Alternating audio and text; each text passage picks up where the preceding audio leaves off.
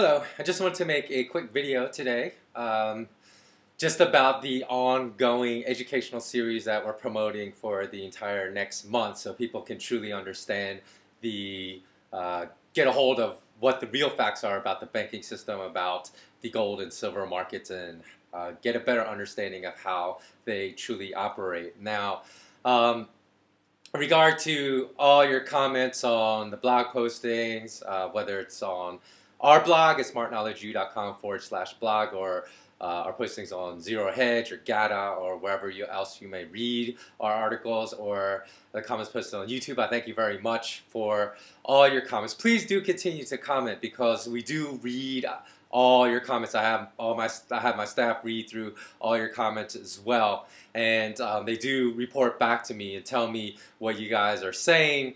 So as far as let me address two things. As far as those that ask questions, I'm sorry I don't really have the time to answer all your questions because, as you can imagine, through emails, through YouTube, through our blog articles, we probably receive hundreds of questions every single month. So there's just no way it's logistically possible to answer all your questions. But I do go through all your questions, and you know, they do give me fodder for new topics to make new videos. So I'll try to answer, use the format of YouTube videos to answer your questions. So continue to ask all these questions, and I'll try to get through them all. As far as the haters are concerned, because there's always haters, right? Because if you go through my YouTube videos, it's actually pretty funny because there's always at least a lot of my videos only have like one dislike. So there's one person that just spends their energy going to all my videos just to hit the dislike button.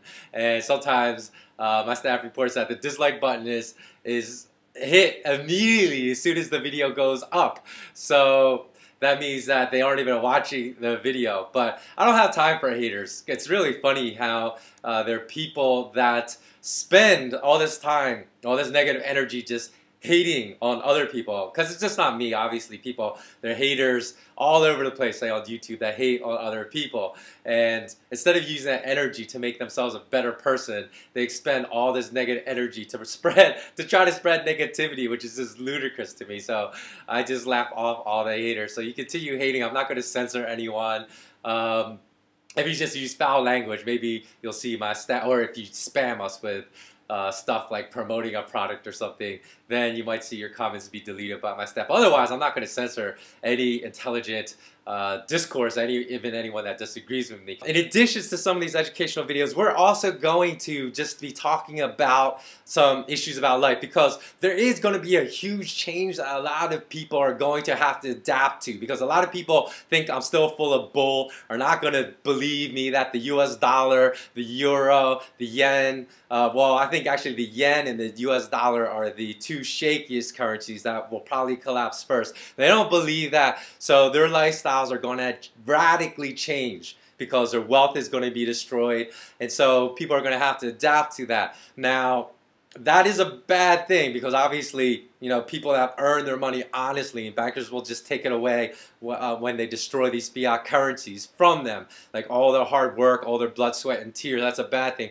But the silver lining in that is that we could also learn how to be more human towards each other. So I'm just going to start talking about life issues, because there's all kinds of things. Like, smartphones have made us dumb.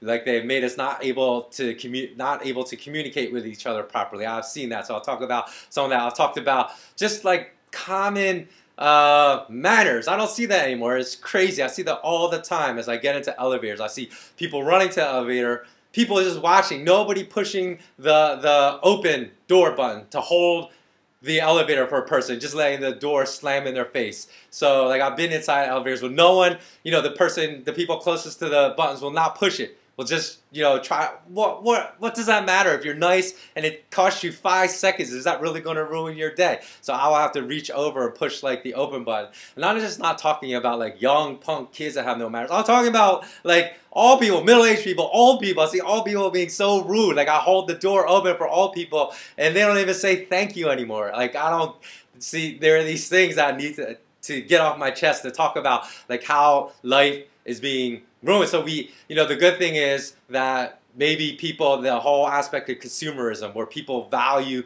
their own life by, how big their house is or how nice their ride is, right? That's just ridiculous. So that's why when people have been losing these things, that's why the suicide rates are going sky high now in Europe, because people value their worth by what they own, which is ridiculous. So when all that is taken away from them, when bankers are taking that away from them, they feel worthless. And that should never happen. You should never value yourself by what you own. But that is what's going on in the world today. So I'm going to talk about some of these issues about finding your mission in life, finding your purpose in life that will give you more meaning.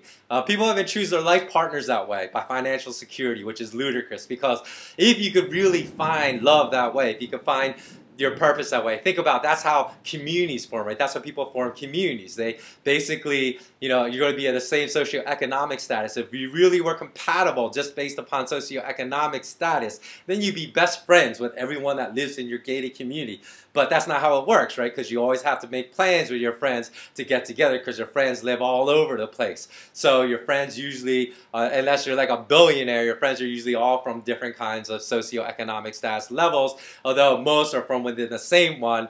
I'm sure if you're an open-minded person, you have people and very close friends from other socioeconomic levels as well. So these are some of the true issues of humanity that we should be discussing as well as the criminality of banking, of what like we need to return to the roots of humanity and treating each other properly. So those are some of the other videos I'm going to be making as well. Okay, one thing I wanted to say before I do go is that some people have commented on other videos when I tell them to spread the word about US dollar collapse. If people don't prepare for that, then possibly everything they work for their entire lives is going to be taken from them, and their wealth is going to be destroyed, and it's going to affect the rest of their lives, because there's going to be a heap of rubble that they're probably going to spend the rest of their life trying to climb out from under. And people say, hey, when I talk to people about these issues, even though I understand it's real, I understand what you're saying, my friends look at me like I have another head growing out of my shoulder, or that I'm an alien. They just stare blankly at me like, what are you talking about? That's so ridiculous. Now, part of the situation, I think, is that people are going to believe what they want to believe. So because the education system has not taught people how to critically think for themselves. Now, these people's strong beliefs aren't even based upon anything any type of independent research they've done themselves, because if they had performed independent research, they would understand exactly what you're trying to tell them. So, it comes back to that old cliche that you can only lead a horse to water, but you can't force him to drink. So you have done your job as far as giving the facts to people. Whether they choose to act on that or not will be on them. Although that's not much of a consolation if you care for these people, because you don't want to see their lives ruined, right? So I do get that. So the next step, I would say, and it all has to do with education. So I think rather than beat that horse to death, keep talking about the criminality of the banking system, how it's going to ruin their lives, because they're not getting that. They're never going to get it if you just stay on that. I think the better route to take, because I've seen it, because everyone that I explained this to in Asia, right, I would say, and I'm not even exaggerating, I said over 95% of my friends that I've spoken to get it. And over 95% have converted a lot of their fiat currency into gold and silver on this latest takedown, if they weren't already in, if I hadn't spoken to them 5-6 years ago. But even my friends I spoke to 5-6 years ago, 7 years ago, they started getting gold subpar, sub $600 an ounce, because I got it right away.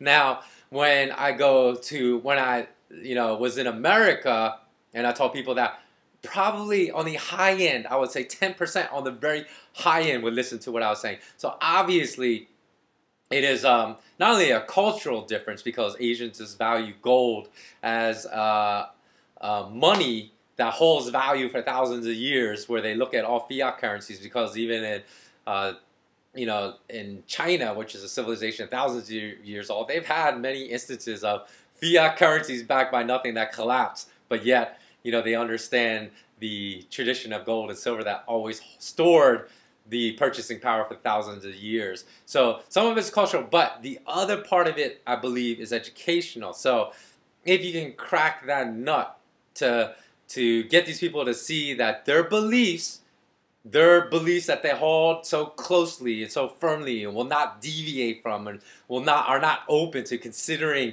what the real facts are. It's created by the education system. So I recommend that you go to like www.deliberatedumbingdown.com. Again, www.deliberatedumbingdown.com. And just ask them to take 1 hour out of their day, or 2 hours, I don't know how long it'll take people to read this, maybe 2 hours out of their day. Instead of watching The Voice, instead of watching the football game on Sunday, just read that PDF file while it's still available by Charlotte Iserbyt. And she wrote about how the educational system was basically commandeered and taken over by the moneyed interests in this world to destroy people's capacity to critically think. So if they get that process, if they can just read that one document, understand that it is not really their fault because they're brainwashed through institutional academia and they were trained not to question authority. They're trained to just accept what was given to them. If they can start to understand that, then they will be open to what you tell them about banking. Okay, so that would be what I would tell you to do in that regard. Okay, again, as always, we really appreciate you watching. Again, if any of this resonates with you, please do pass this on because we need this information to go viral. Please click the subscribe button below and subscribe to our YouTube videos. Please share them with your friends and family. And as always, remain intensely curious. Thanks for watching.